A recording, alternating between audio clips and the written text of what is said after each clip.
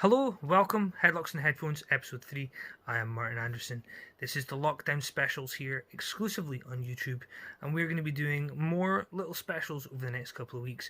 We do, of course, have the first episode of the Vince Russo era of Monday Nitro coming up next week. The week after that, an interview with Gordon Stephen, who is a former training buddy when I used to do wrestling training. He's also one of my longest friends. We're going to be talking about wrestling and putting him on the spot as a person who is more of a casual fan compared to Stuart Girling, who I've interviewed, who is a more serious fan, whose knowledge stems back quite a lot further than Gordy's does. Now, Gordon Stephen, I call him Gordy. I don't know why we call him Gordy, but I can't call him Gordon. And that's just unfortunate for him. But when you see in his interview, he does have some other names, one of which he's had to retire. I allude to it because he won't explain why he has the name Frankie Tripod, but I'm sure you can guess. So, coming up this week, we are, of course, going to be looking at Stuart Girling and his review of Royal Rumble 1998. I reached out to him and basically said, is there anything you want to talk about wrestling related? And he said, let me have a think. And he went and he actually watched Royal Rumble 1998 and we reviewed it. Not only did we review Royal Rumble 1998, we actually had a discussion around how important that show was. This is just after Bret Hart left for WCW. This is right around the time Mike Tyson joined the company for his appearance at WrestleMania and his run with D-Generation X. But there's also so many other things that happen. The Vince McMahon character actually became an on-screen character as a result of Stone Cold Steve Austin. So, I posed a question, what would have happened if Bret Hart hadn't left? We didn't have the Vince McMahon evil character. So that's something that hopefully will be entertaining when time comes around. We are, of course, in a very interesting time for wrestling. And when I say interesting, I mean interesting because we're at the point where we've just seen wrestlers being fired. Quite a lot of people have lost their jobs. And we did have the news that one of my favourite women on the roster, Sarah Logan, was fired. We've had news out in the past couple of days she will be going back, or at least that's how it looks. A lot of people have stuck up for her and said that she was a good worker. She is. This is somebody who's travelled Europe wrestling. She's worked for ICW here in Scotland. She's somebody who is very, very good, and she can work at a slightly more hardcore style as well. Plus, she's a Viking. What's not to like about that? But there are some other stories coming out recently. Nia Jax very much nearly injuring somebody on Raw in what looks very sloppy. We can't add the clip here, but Nia Jax botch, type it in on your Google machine and you will find lots of them, but look for the one that happened on Monday Night Raw this week and you will see what we mean. There is claims, anonymous claims, that WWE employees are being forced to work shows by the company. However, of course, several people have come out and denied these allegations. I do want to point out, of course, you are going to deny that the company is forcing you to work these shows. Why would you come out and say, yes, the company is forcing me to work these shows? The company would obviously have some form of repercussions for you.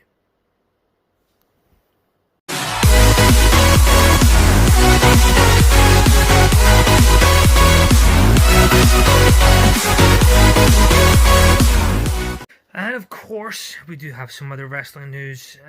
Vince McMahon has been sued by the former commissioner of the XFL for declaring bankruptcy, something that couldn't be prevented. A lot of bills needed to be paid, and obviously no revenue streams coming in because everything's been postponed indefinitely. So, will that happen? Will he lose money? Who knows? I'm sure he's got a few bucks that he can afford to lose, but why would you want to lose your own money? There is some interesting stuff happening. If you've watched Raw, you'll know that Shayna Baszler's continuing her run, basically not hurting other people legitimately, but the character is making other people hurt quite a lot. We do have the Viking Raiders in a carpool karaoke segment.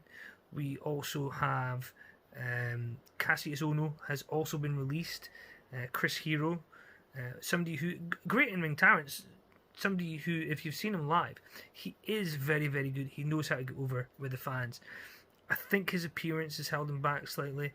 When you see him, his appearance means nothing. I mean, he's a guy who can wrestle. He has the psychology. He can connect with fans. His entrance gets a big pop, which seems to be a big thing for fans today. But when you compare that to some of the other wrestlers in the company, Adam Cole, for example, maybe not as good an in-ring worker as Cassius Ohno, has a better look than him. He's higher up on the card. We do have the botch from Nia Jax this week on Raw, something that seems to be a pattern when you look at certain wrestlers. Remember, she's one of the ones who did hurt Alexa Bliss and somehow is angry that Ronda Rousey hurts Alexa Bliss. Anyway, there is other news. Howard Finkel passed away this week. And new member of the Heaven match card, of course. Somebody who will always be remembered by my generation. He was the one who told everybody that somebody was the new champion. And it was such a big thing to hear. Edge and Christian have spoken about how important it was to hear him announce them as the new champions.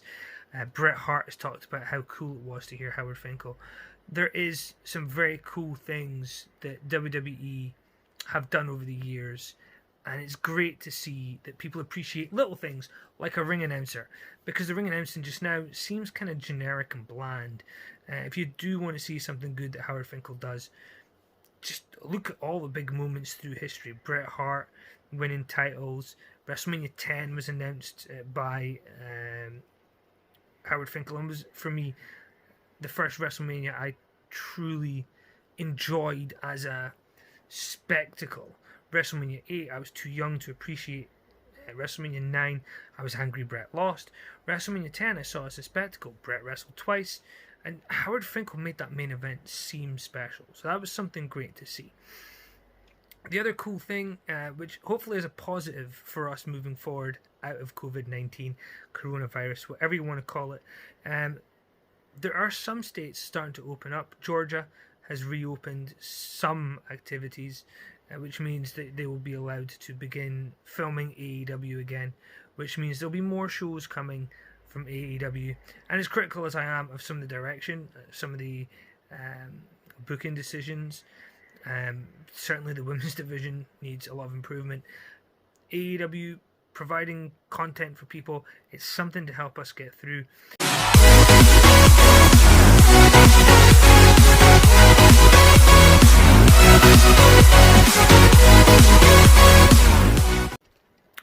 Now remember, we are available on Facebook, Headlocks and Headphones. We're on YouTube, but you knew that because it's where you are.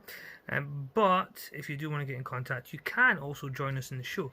Is there something we've said you disagree with? Do you have a different stance on wrestling? Do you want to be part of the show just to talk about something that we haven't talked about? Or do you have an idea of how we can fix the wrestling business? Something that can make both of us millions and millions of dollars. Money, money, yeah, money, money, yeah. So this is the part that we get to that is basically just a long form interview about Royal Rumble 1998. Joining me is Stuart Girling, who was actually looking forward to talking about this show. But let's find out why he was looking forward to it. So in this episode, we have had the Monday Nitro review that was done by my producer Zoe Styles. Just now, we are joined for something else. Now, the modern wrestling, most of it's not even happening, and that the stuff that is happening, it's happening in front of no crowds. So we're going to try and look back at some of the really cool shows that happened in the past.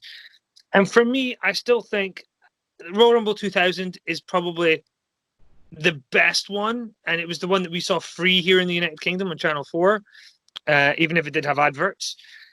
But we also had Royal Rumble 94, which was the first one where they had a weird finish, which was cool. But one of the ones that kind of epitomized the rise of Stone Cold Steve Austin was Royal Rumble 1998. It took place San Jose Arena in San Jose, California, January the 18th, 1998. That would have been my first wife's birthday. I mean, that's not the day she was born, but, you know, January the 18th. So going through some of the stuff that happened in 1998, the main event was a casket match between Shawn Michaels and The Undertaker for the title. The main matches were the Rumble match that we will talk about very soon, and had the Legion of Doom versus the New Age Outlaws for the Tag Team Championships, and The Rock versus Ken Shamrock for the Intercontinental Championship. Now, I've given some people homework to do. I didn't really give you homework to do, but I did ask you to contribute a video, and this is something that you've wanted to talk about is Royal Rumble 98. One of the big four at this point, where we just had in-your-house pay-per-views filling up the rest of the slots. So why did you pick Royal Rumble 98? The reason I picked 98 was the fact that the Royal Rumble, it just stands out. This is the time where Austin had a bullseye on his chest, and he literally drew a bullseye on his chest saying, look, I don't give a crap. If you want to come for me, but I'm going to get you before you get me. I think what's really weird here is I was 14 at the time, you were 11, and we kind of really liked this. But I think now, as people who have bosses, as people who sometimes feel underappreciated in work for whatever reason, it's kind of interesting to look back at this now and realize, like, I think now more than ever, we actually sympathize with the Steve Austin character, a boss who perhaps is just has something against him for no reason at all. So this is a strange Royal Rumble. There's only 6 matches, but that's actually still quite a lot for a Royal Rumble. And this is the point where Vince Russo's still the booker. I think this pay-per-view was a shade off of perfect. Back in these days, the WWF were playing with such a stacked deck. When you've got the Legion of Doom and the New Age Outlaws in a tag match that almost seems like a throwaway on the card, that to me is huge. I mean, these are guys who, all 4 of them are Hall of Famers. There's no way you can deny that this card is stacked, especially when you look at, Shawn Michaels versus Undertaker in a casket match, which this is the match that essentially ended Shawn Michaels' career for several years. Because the bump that he takes towards the end, where he comes out the ring and lands on the casket, actually nearly ends his career forever, which is brutal to see. One of the things that's quite interesting is this is just a few months after Bret Hart's left. So Bret left at Survivor Series in '97, and it was quite an interesting story at SummerSlam, which is where they had the Shawn Michaels guest referee spot with Undertaker versus Bret Hart for the title.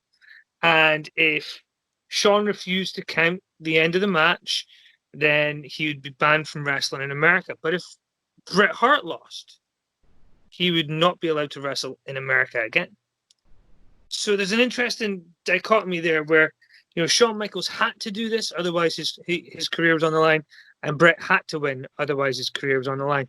A fascinating story that obviously the end of that match was Bret Hart spitting in the face of The Undertaker, immediately followed by Shawn Michaels throwing the steel chair with as much force as I've ever seen a steel chair shot straight into Undertaker's head because Bret Hart ducked. And I know some people are not Bret Hart fans, but if you rewatch that SummerSlam, and there is a clip of it on this pay-per-view, it's almost like a highlight where you see the start of the feud. And when Bret Hart ducks, he ducks so late that I'm certain even Shawn Michaels doesn't know who he's hitting there. And that for me is just one of those. It's one of those cool moments where, what, they stepped into the Survivor Series, and for all intents and purposes, these guys hated each other. Bret knew he was leaving. Shawn knew what was coming later in the night, and they still worked together. They didn't hurt each other. It was an amazing match to see. So when you see that this is the era where Shawn's viewed as being the most selfish worker at this point, but he still worked for Bret Hart. This is somebody who went in against The Undertaker at the Royal Rumble, and he hadn't wrestled very often leading up to this show. And from this show till WrestleMania, he didn't wrestle. He appeared in promos and ring, but he was a broken man. So this Royal Rumble card is designed to put over how big and important Shawn Michaels is, but because they need Shawn Michaels to be huge and ready, so that when he faces whoever the eventual winner is, no spoilers if you haven't seen it, we are going to tell you who wins very soon. But one of the interesting things is Shawn is lined up in such a way that we see Mike Tyson show up very, very soon and join D-Generation X. So as we paint this picture of the environment we're in, Bret Hart's just left, Mike Tyson's coming in, Hall of Famers all through this card, to the point where you have, even Ken Shamrock versus The Rock which is just one of those matches you're looking at it and you're thinking an MMA star versus the biggest box office attraction in the world in movies.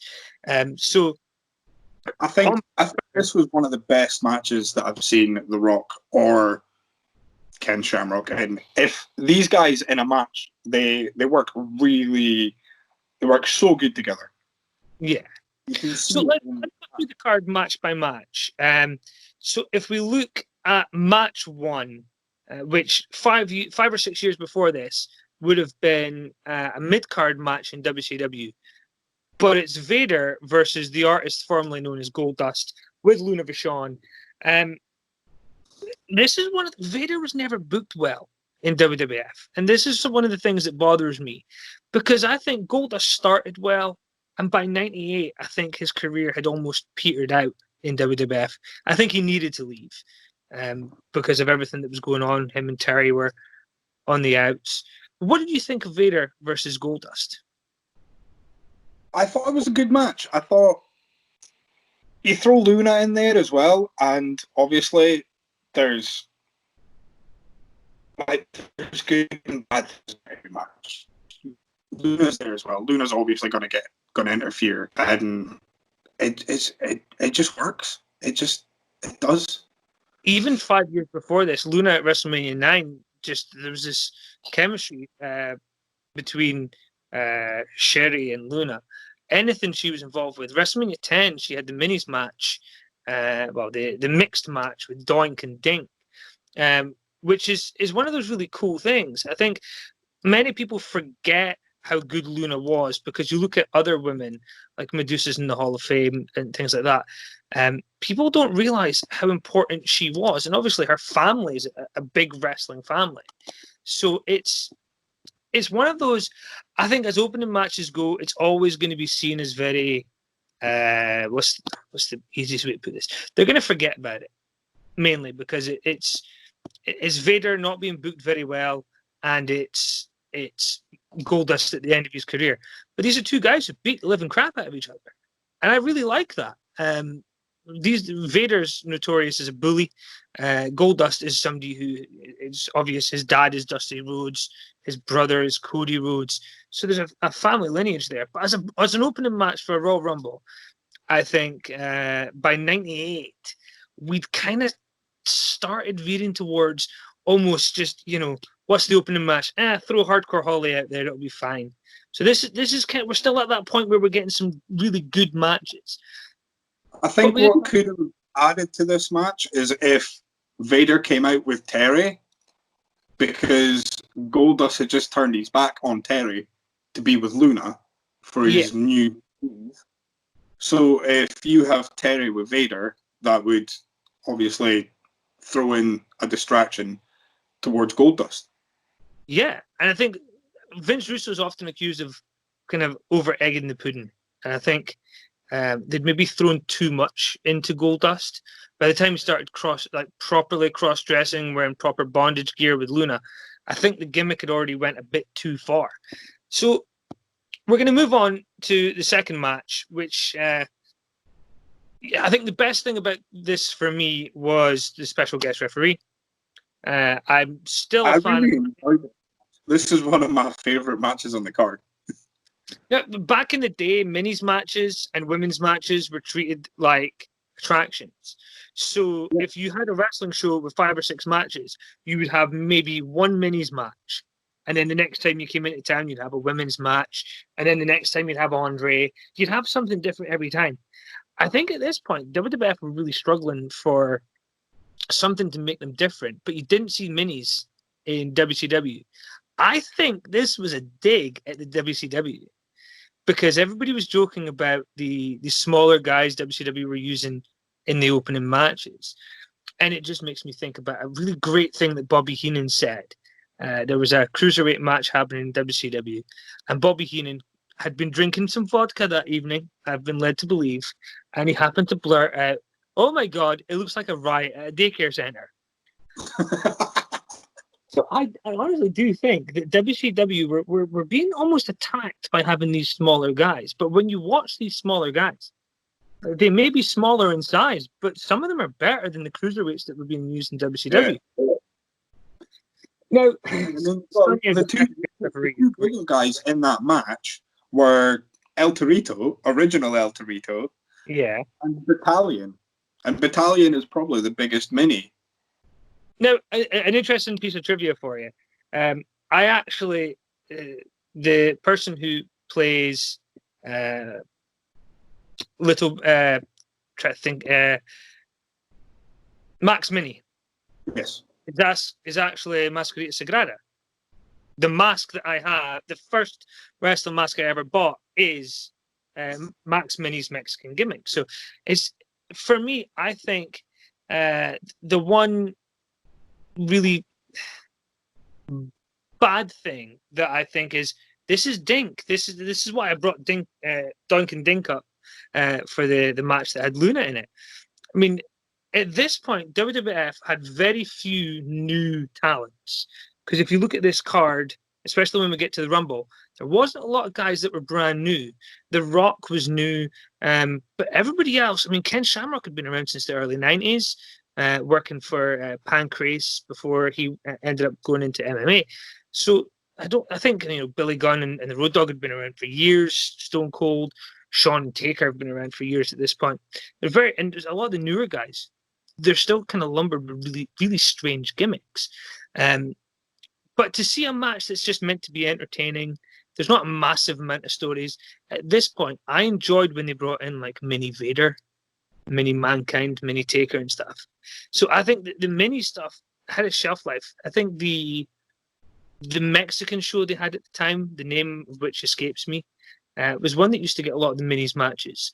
And we would occasionally get them. But we got the really badly edited versions of Raw over here.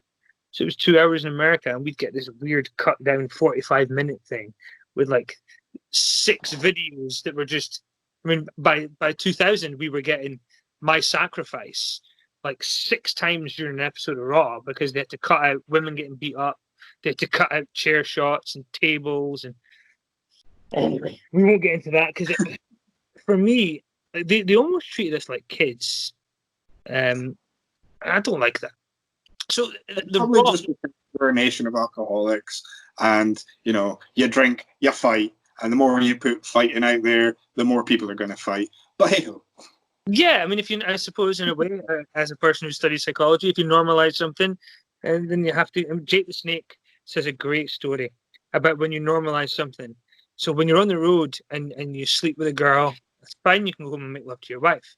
Then you go back out on the road and you sleep with 2 girls, and then 3 girls, and then 3 girls and toys, and then 3 girls and you just watch, and then you go home and try and do it with your wife, and it's not the same. You just can't. And I think that's kind of the same. We've normalized. Robbie Williams was saying in the paper the other day, we've normalized drinking and drugs in this country to the point where people see going out the weekend almost as like a human right, as opposed to something that should be enjoyed. And I'm inclined to agree. I think violence, drink, drugs, or something where it's all just normal. I mean, you can watch anything now, especially with social media. So we move on to the next. One of the interesting things here as I look at this, the first 2 matches are under 8 minutes long, which you wouldn't get that today. I mean, the first 4 matches on the card, the longest one is 11 minutes, which for me is scary to think about a main show on pay-per-view. There's also another interesting thing about this show that we'll discuss in a minute. The Rock versus Ken Shamrock, which what was your opinion of this match and the finish? Which obviously, hopefully, you can tell us a little bit about what happened. Like I said earlier, I enjoyed this match. They work really well off each other. The match itself, great. Not a bad thing to say about it until it gets to the end. At the end, you obviously the Rock's in the Nation, a bunch of scummy, cheaters. I mean, they were going for some. I mean, there was the Nation of Islam in America, which basically were doing militant actions at the time. For me, this is one of those. You didn't have to book this match. People slaughtered Jim Cornette for being a traditionalist, but they booked this match and then to find a way out of it so that they didn't defeat The Rock to take the belt off him, but they didn't want to defeat Ken Shamrock. So for me, the frustrating thing here is, well, if you have to do a screwy finish, don't have them face each other. Even if you have The Rock, the Raw before, just turn around and say, do you know what, Ken, you haven't earned this yet, but D'Lo thinks he can beat you, and stretch it out to a point where Ken can get the win. Or if you're going to have that match and you're going to have a non-proper finish, have them fight outside, and then, they hate each other that much that it's a double count out. No one wins, no one loses. Rock keeps the title. Yeah, and you can say, do you know what? I hate you so much that it was worth it, just getting those extra hits in. So this is kind of 98. This is towards the start of his run. This is the point where The Rock says that he feels like a celebrity because he goes to the gym, he goes to the hotel, and people are coming up to him. But this is still nowhere near what he is now, to the point where The Rock puts up a video, and within an hour, there's 1 million people who viewed it. And I think if you were to go to The Rock at this point in 1998 and say, at some point, you're going to be able to go to the producers of a film series and you're going to tell them that you want to join on the 5th version of the film and you want creative freedom and you want to work with the head writer to write your role the way that you want to see it, he would have said, absolutely, I will take that. Because that's what happened with Fast and Furious 5.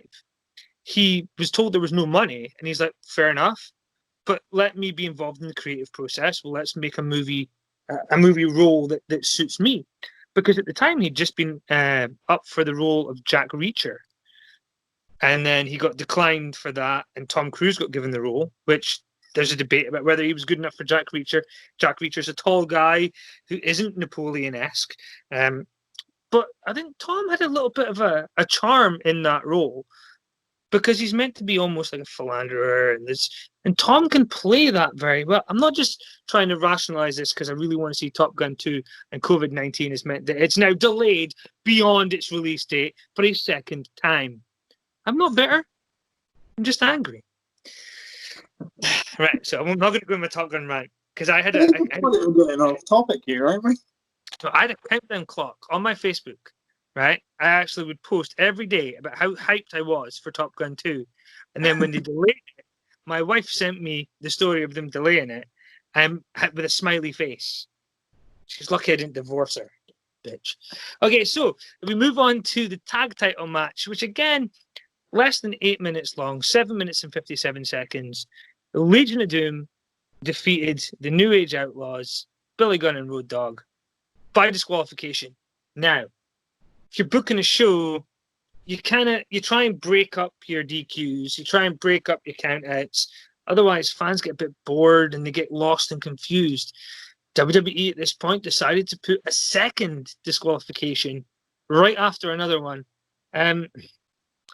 meaning that again, the title doesn't change hands because of it. I mean, The Rock defeated Ken Shamrock and he was the champion anyway.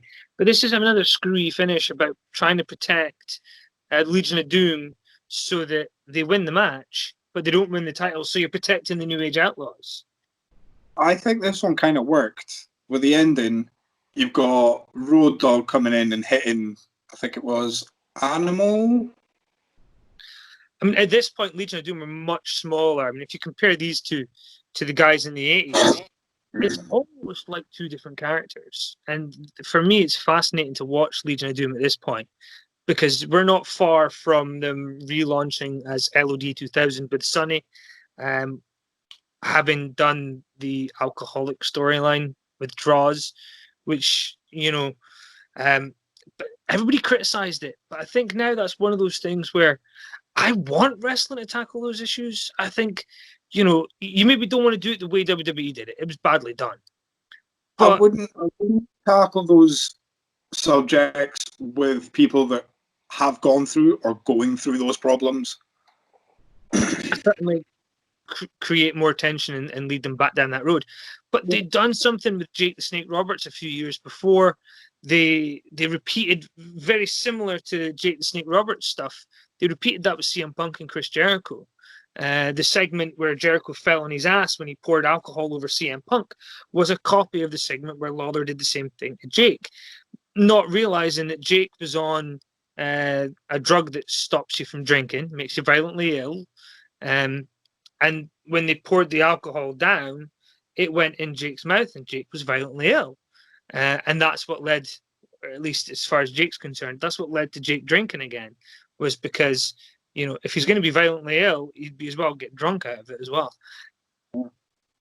So now this is the thing I mentioned earlier. I want to talk about something that's a little bit different on this show.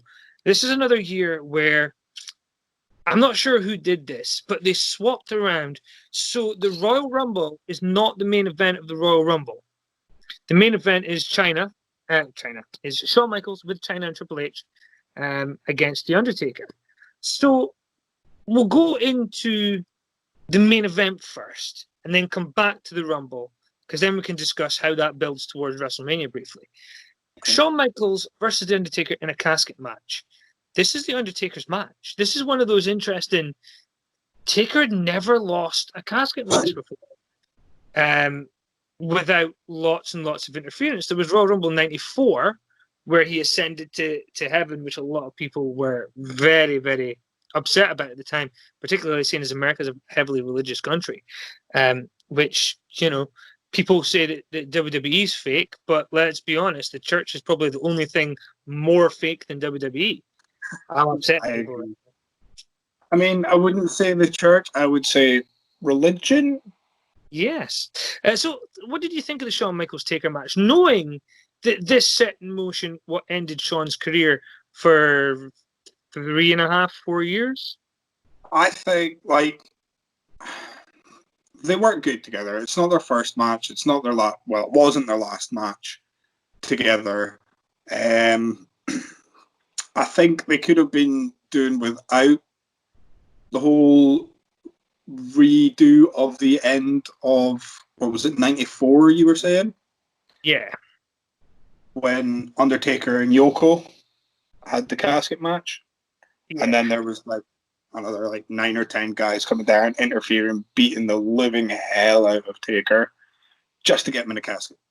Yeah, I mean, I think one of those things, the psychology is interesting, because obviously you want to try and keep Undertaker down. The way you do that is it sometimes takes a lot more guys.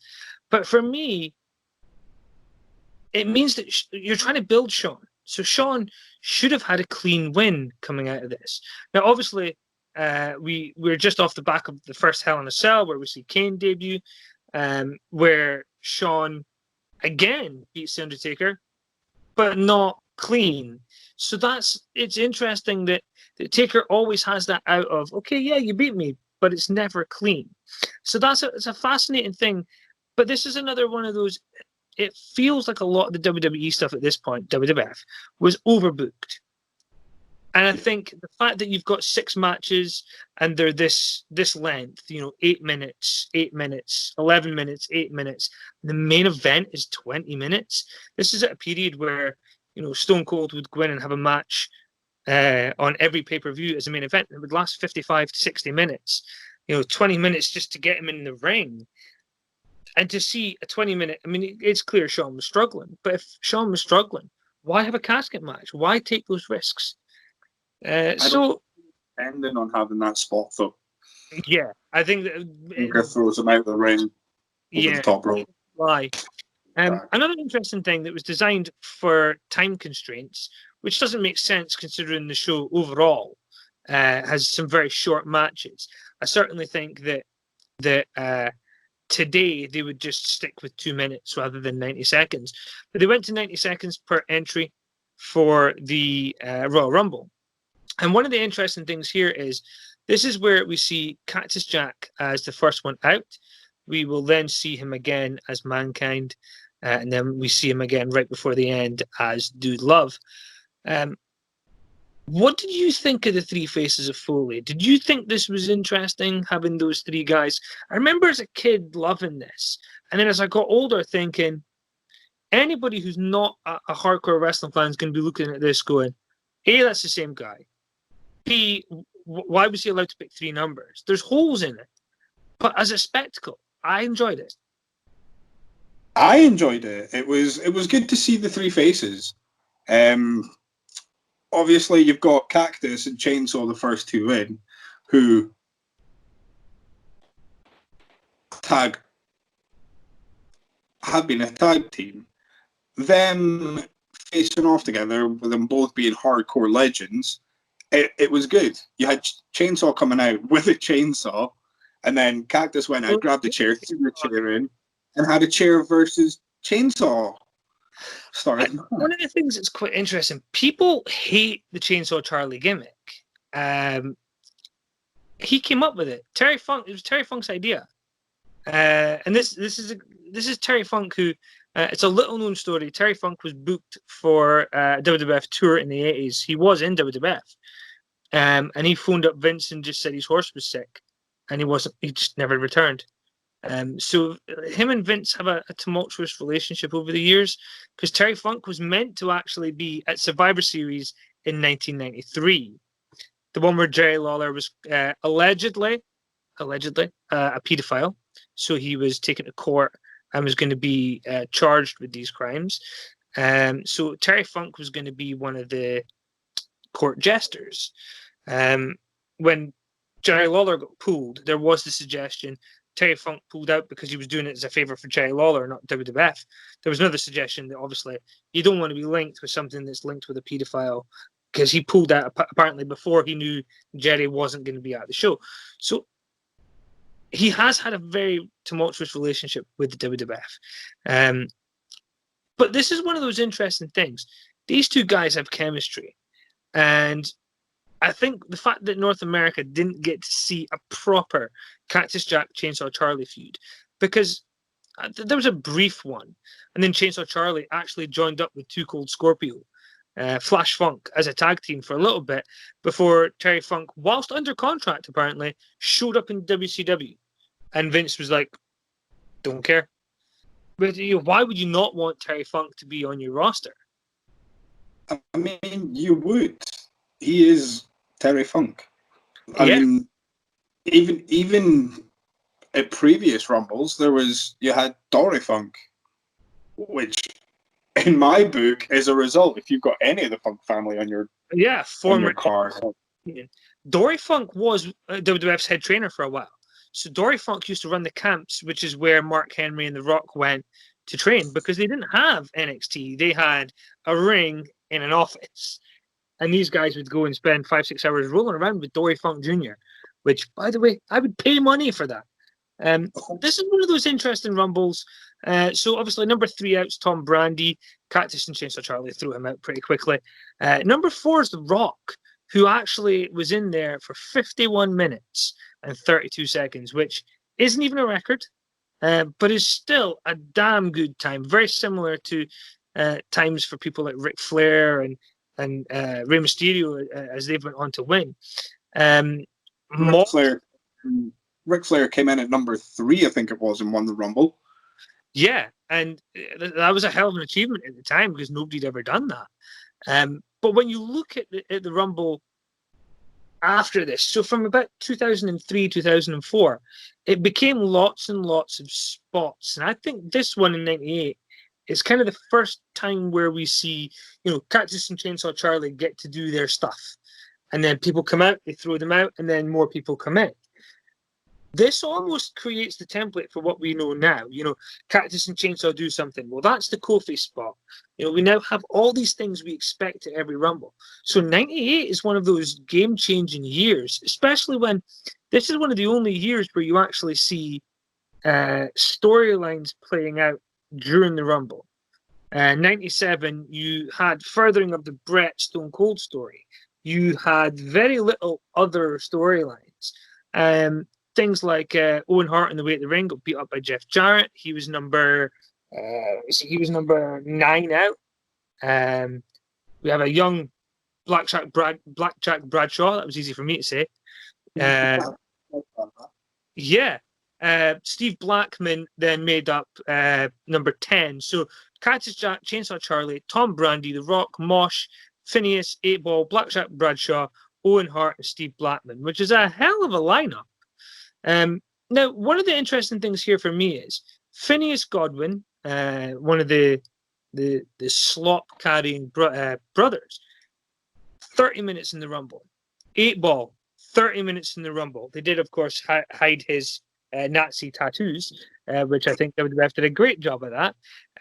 Blackjack Bradshaw, 35 minutes at a time where he was nothing on the card. He just left his partnership with Barry Windham at this point, which there's another guy who should have been bigger than he was.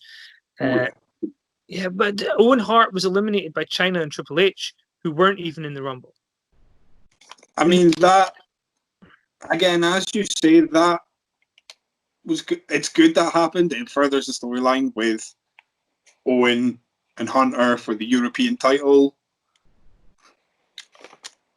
But I always thought you had to be in the Rumble to be able to eliminate somebody, because there was an elimination in years gone by that was rescinded and the person was allowed back in because it wasn't by a legal participant. But yeah, you've had guys eliminate themselves, but the rules of the Royal Rumble is someone else had to eliminate you. Yeah, I mean, there's Macho Man who jumps over the top rope after, I think it was Jake the Snake.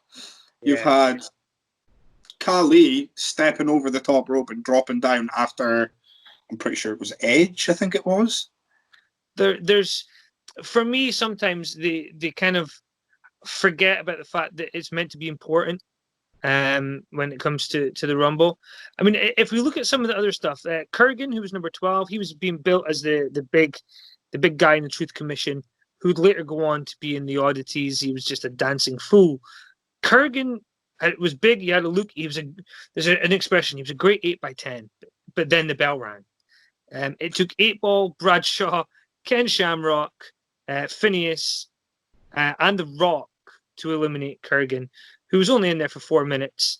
But that's still... This is where I've got to love Ken Shamrock, because Ken Shamrock came in at number 14 and then got in the ring, I was going to say face-to-face, but it's not really face-to-face.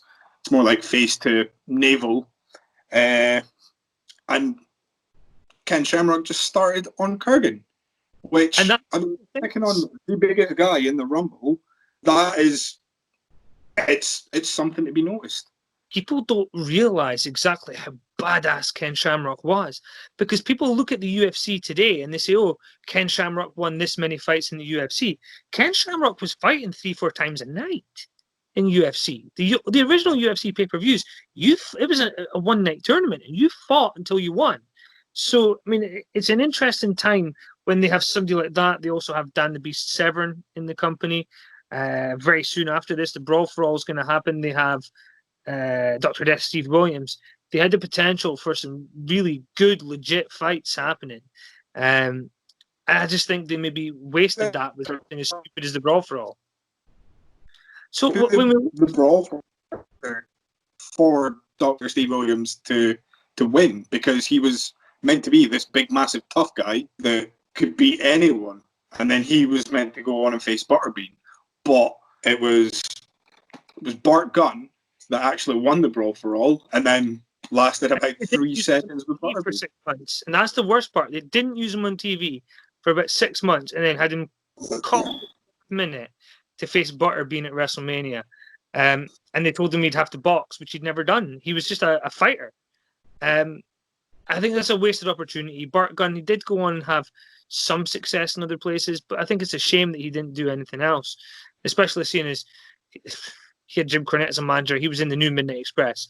I'm sorry, but that team was awful. As a Jim Cornette and a Midnight Express fan, Bodacious Bart and Bombastic Bob, or was it the other way around?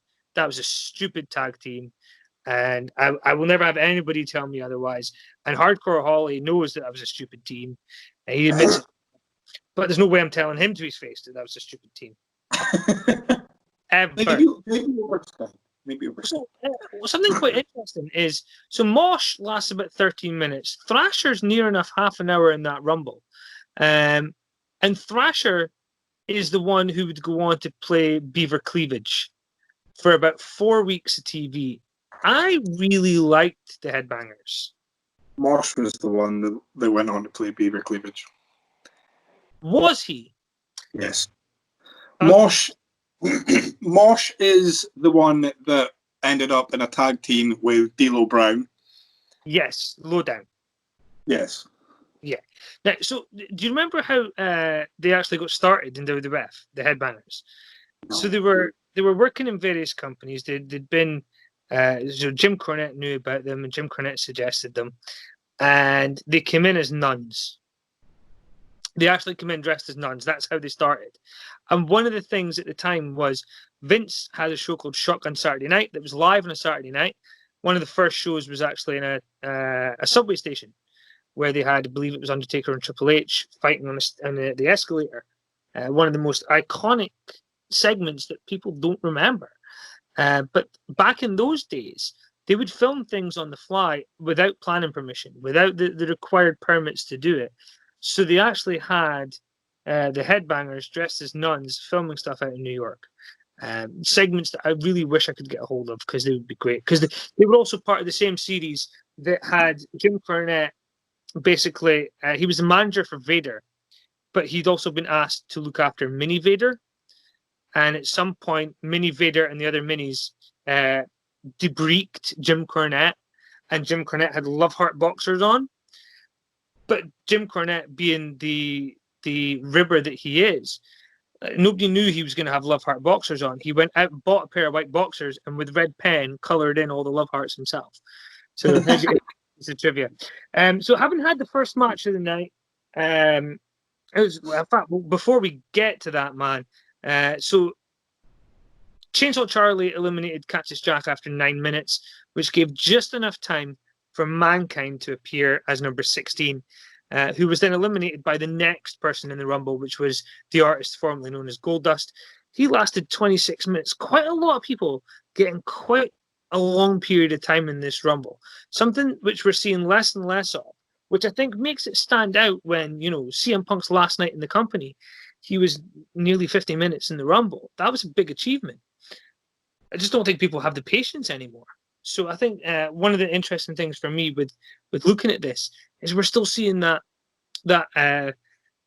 traditional enough element where we get lots of people in there for quite a long period of time.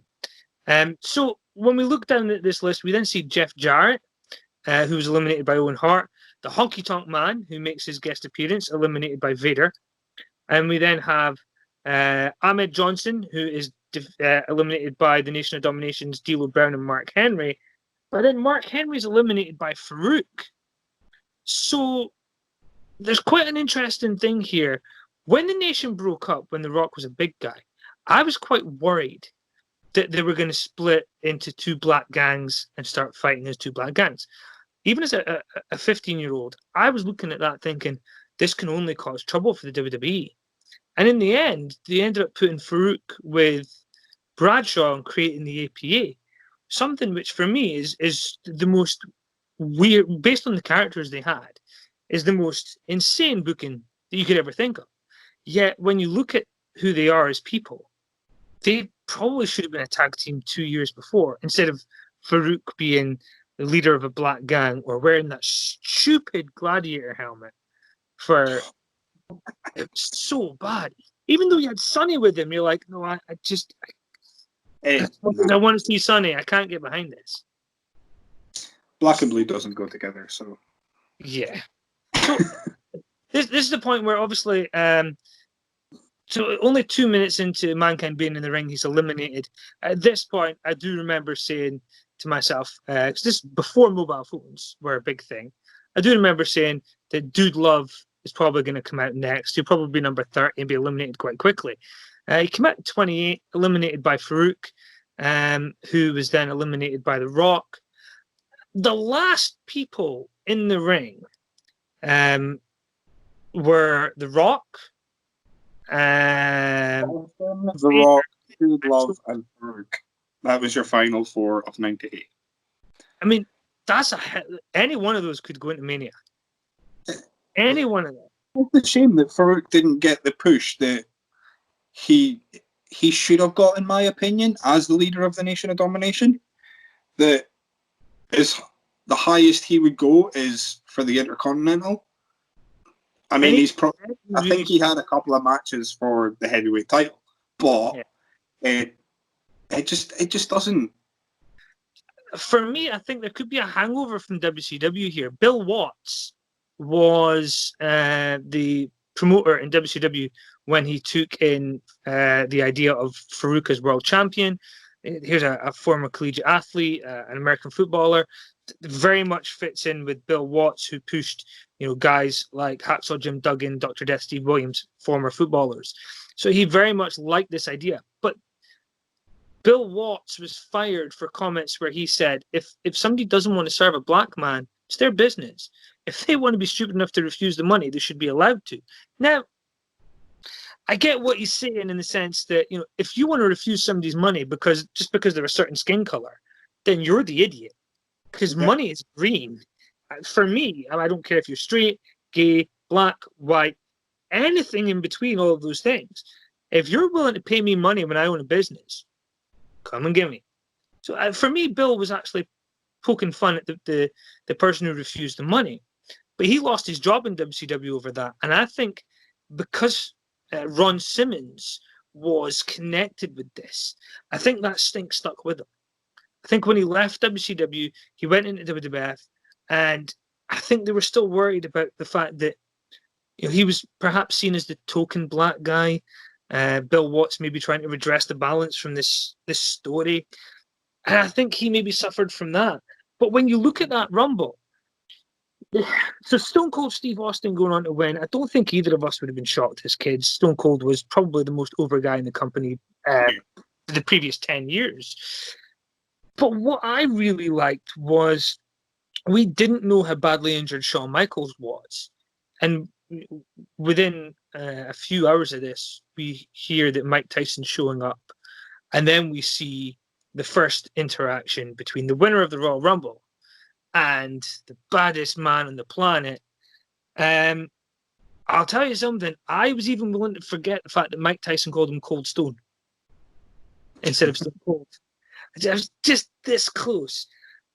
But a little known story for many people is the fact that Shane McMahon was actually working with Mike Tyson with the intention of booking Mike Tyson for a boxing match that the McMahons would promote.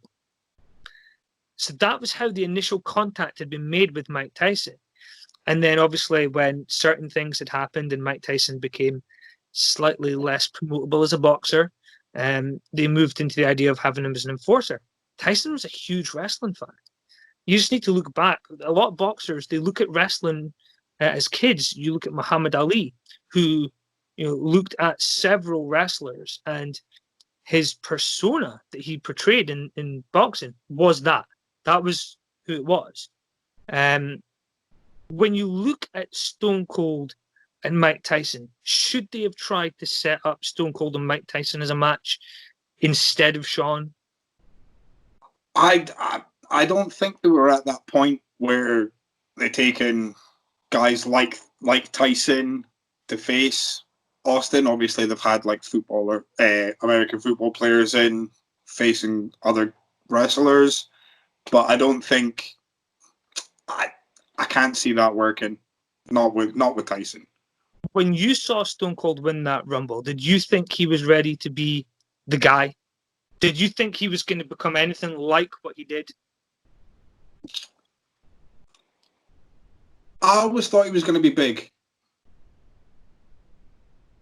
I always thought that having a big,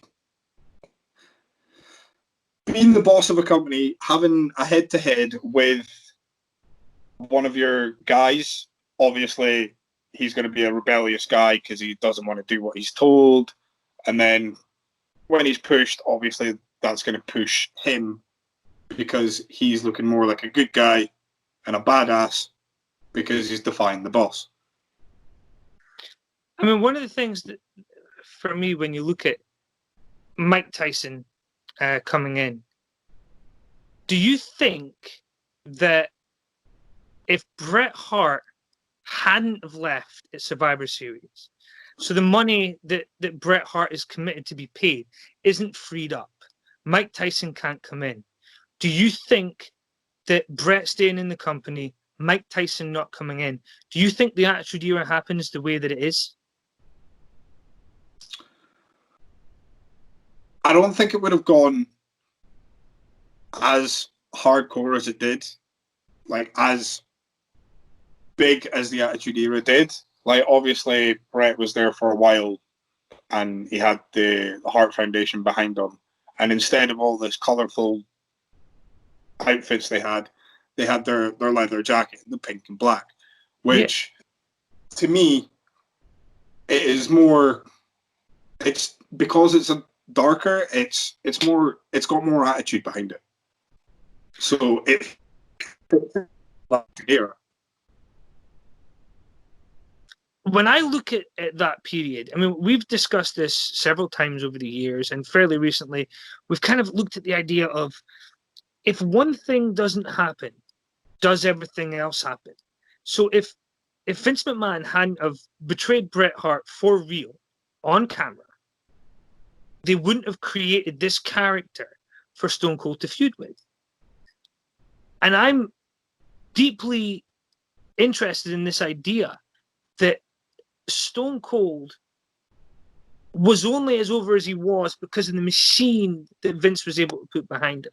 So they did so many good things with him. They created this rebel. They did the double turn with Bret and Austin. I mean, obviously, Bret played a huge part in helping Austin to get over. Firstly, with Bret's return in '96, where he was able to push Austin to his limits. And then, obviously, in '97, where Austin became a proper main event level talent, and Bret was able to get more out of him, even though Bret was injured for quite a lot of the year. When you look at the match they had and Austin bleeding in the ring, without some of the things that Bret did for him, there would be no Stone Cold Steve Austin. There would be no Broken Skull Ranch. There would be no podcast. I honestly believe that Bret leaving WWF in the fashion that he did accidentally created this storyline that created the Attitude Era. Because I think they had no plan. Tyson coming in had no, it would never have happened without some kind of story to do it with, other than him maybe just appearing at WrestleMania. And I think WWF, they lucked into the biggest story that they ever had. I mean, I would argue Austin's bigger than Hogan. In terms of the era, back in 84, 85, WWF had very little competition. There was only a limited amount of stations, and Hogan was colourful, and that captured the environment. It was the evil foreigner versus the big American. And in the 90s, that was all passé. Now you had to be counterculture. Jerry Springer was the number one show on TV. So you have to kind of match things to the era. Now, for me, I think Royal Rumble, the fact that you picked that show is great because it not only encapsulates this period of WWF where certain things are changing in terms of, the Royal Rumble's not the main event on the Royal Rumble card. Now, it did happen once before, 90 or 91, which was fascinating because that's where you had, I believe it was a women's match as the main event of the card, which was totally obscure for me watching that now. But back in the day, wrestling shows were like that, where you would have the main event and it wouldn't be last. The last match would be something almost throwaway, just so that they still had the chance to kind of talk to you about everything that had happened. But the Royal Rumble in '98 was you can almost look at the explosion of Bret and McMahon at the Survivor Series, and they have to line everything up. Royal Rumble is where they now know Austin's the guy. They now know Mike Tyson's coming in, and they have Shawn Michaels has said he's done. He's got one more match in him, and that's at WrestleMania. So you're now looking at, they now need to build a machine for Stone Cold Steve Austin. I think within a month of that Royal Rumble, I remember thinking Austin's probably my favorite wrestler. Seeing, as we couldn't really see WCW here yet. When you look back as an 11-year-old, what did you think when you saw Stone Cold Steve Austin win the Rumble? I'll be honest, I can't really remember. barely remember what I did yesterday. Interesting things is when I asked you to talk about something wrestling related, you went to during your lifetime one of the only periods where there was massive change. So even if you can't remember everything, you almost know it's like a light switching where there's a point before and there's a point after. And Royal Rumble is almost ground zero of this massive change in WWF. Russo had a lot of impact, but this is the point where Russo started to really push the direction of the company. And for all the critique that we can give to some of the stuff that he did, short matches, we're wrestling fans. We don't want to see short matches. But at the same time, we like something a bit hardcore every now and again. We like to see some violence. So there's this strange thing. I think wrestling should be a circus. I mean, we can agree that if you watch WWE, you're not going to like everything. You watch AEW, you're not going to like everything. You watch ICW, you're not going to like everything. But anytime you're at a point where something's not working, you know it's just that match. And then you move on to the next match and there's something there. I think at this point, we were at a point where Vince Russo, because of WCW, every single match had to be the absolute best. You couldn't risk people turning the station. So I want to ask you, last question before I let you go. Do you think, as a wrestling fan, booking committees work? Now, I'm not talking about 2 or 3 people getting together and booking a show, because that's something that's happened for years. Pat Patterson, Jim Cornette, Bruce Pritchard, and then Vince McMahon at the top. That worked for years for their territory. Dusty Rhodes would have a committee, which was a group of people, but Dusty was the boss, and they dictated things that way. There's a flaw in the committee process, and it may have been Jim Cornette, but it may have also been Bruce Pritchard who said, if you've got a committee, say there's 10 people there, and 10 people all need to have their voice heard, and you've got a 1 hour meeting, and this is how you're scripting your Raw from Monday night. If you've got 10 people, all 10 people need to have their input on the Stone Cold versus Rock feud that's going into WrestleMania. Then you get down to Chris Jericho versus William Regal, that's your Intercontinental title feud. Then you get to your tag title feud, and it's like, well, the Dudleys versus Edge and Christian, we'll just go with it because we've only got 5 minutes left in the meeting. Okay, what else do we have left? Right, fine, put this person and this person together. We don't have a feud for them. Well, we don't have time. Just do it. That almost seems like what we have now. That seems like wrestling where people are just thrown together. But in the Attitude Era, Royal Rumble 98, every match on that card had a story. Even the Minis match, if you look at the TV matches that came before it, there were singles matches, tag matches, 8-man matches. That was a version of what we'd seen. Whereas now we seem to be getting a lot more of the random stuff. We'll just randomly throw in COVID-19 pandemic that we're going through is causing WWE to make slightly different TV shows. AEW is doing a lot of pre-records for the next 5 weeks. As a wrestling fan, I really want to return to the days where we know something about everybody.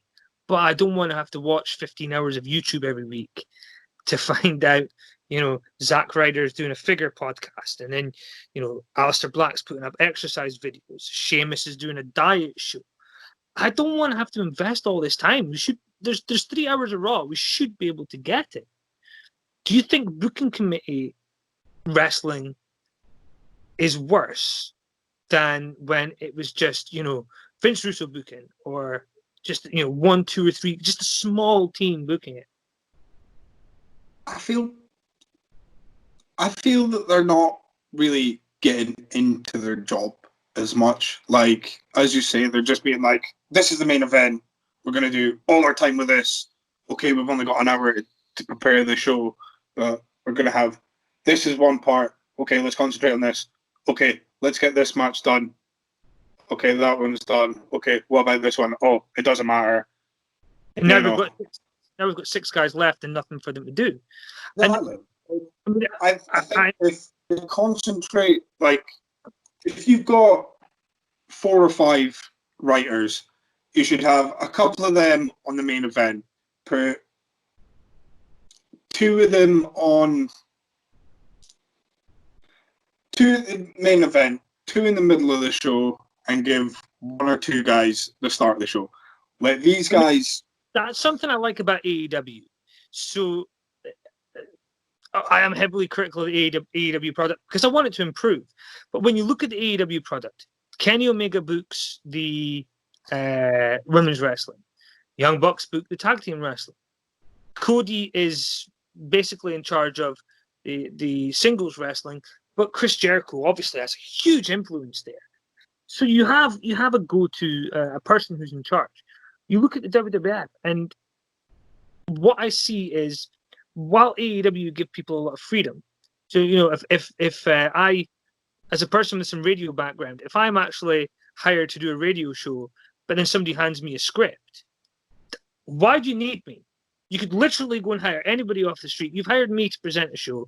Don't hand me a script. Give me my playlist, my music, but the rest is up to me. And that's what I think is missing in wrestling. Now, when you look at ICW, I know Mark Dallas doesn't write shows on his own. I know that there is a very compact team that work together on those shows. But a lot of guys get given freedom. And I think we're scared of freedom. We're scared of the idea that at some point we might go out there and say something that's wrong. People might not like the joke we make, or they might be offended. And I think that's something that I'm offended by people being offended. And just because I'm offended doesn't mean I'm right. And that's the whole point. Jim Cornette lost a job because he made a joke about people chasing chicken wings. Yet Jerry Lawler made a joke about Akira Tozawa doing a ramen noodle dive, which is a bit offensive, really. But it's Jerry Lawler. He's 70. You're not going to fire him because he's just out of touch. I think people are just too easily offended. I think if you're pushing people down the heel road, then let them have that little bit more freedom to offend people. It's their job. They're there to be the bad guy. Let them be hated for a reason.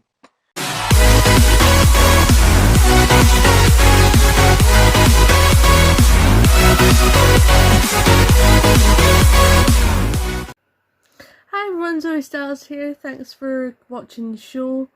We're going to be back on Wednesday, where I'm going to be talking about the first Monday Nitro that Vince Russo ever did for the show. And going to be talking about some of the things I liked, disliked, the whole enchilada. Feel free to catch us on Headlocks and Headphones on YouTube, Facebook, Twitter. Speak to us anytime and just let us know what's happening. Hope you all stay safe and we'll speak to you soon. Bye.